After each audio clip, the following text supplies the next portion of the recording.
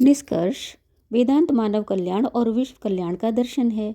सर्व कल्याणकारी परमात्मा का कल्याण इसका उद्देश्य नहीं है, किंतु सनातन सत्य रित के धारक और विश्व नियंता परमात्मा की दिव्यता के प्रति मानव मात्र की सच्ची श्रद्धा, भक्ति और समर्पण की भावना जगाकर जन जन के तन, मन, आचरण और समग्र वैश्विक जीवन को उस दिव्यता से आलोकित करना ही वेदांत का परम लक्ष्य है।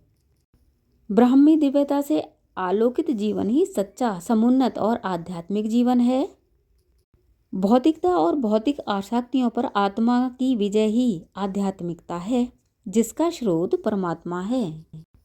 आत्मा में परमात्मा का साक्षात्कार करने वाला ब्रह्मद्रष्टा साधक ही निष्काम कर्मी, कर्मयोगी के रूप में जन कल्याण और विश्व मंगल में समर्पित भाव से संलग्न रहता है। कामकाजी लिप्साओं से मुक्त रहने के कारण वह भव बंधनों से भी मुक्त रहता है। ऐसा साधक जीवन में ही स्वाभाविक रूप से मुक्त रहने के कारण जीवोन्मुक्त कहलाता है और मरणोपरांत विदेह मुक्ति प्राप्त करके सदा के लिए जन्म मरण के चक्र से छूट जाता है।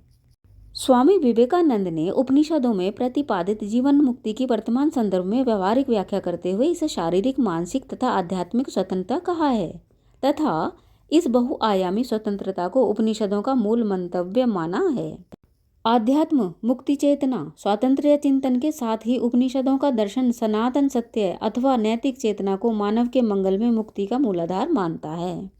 मुंडकोपनिषद में कहा गया है कि नायमात्मा बलहीनेन लभ्य, अर्थात बलहीन साधक आत्म साक्षात्कार नहीं कर सकता। स्पष्ट है कि यहाँ तन, मन, आचरण की सात्विकता और शक्ति को ही आत्म साक्षात्कार के लिए आवश्यक माना गया है। इस प्रकार वेदांत एक शक्ति दर्शन भी है। आत्मशक्ति से भी अविभाजन्य विकारों और लालसाओं पर विजय पाई जा सकती है। आत्म कल्याण के साथ विश्व कल्याण भी सच्चे साधक का पावन ध्येय है। परमात्मा की सारी दिव्यता की सार्थकता मानव मंगल और विश्व कल्याण में है। भारत माता की जय। जय श्री राम।